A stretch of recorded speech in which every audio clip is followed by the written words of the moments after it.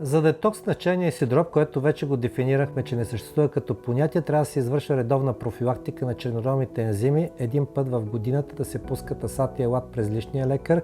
Като профилактика е необходимо да се пускат изследвания за хепатит Б и С, които на всеки 5 години също чрез личните лекари са залегнали в програмата за профилактика на тези заболявания.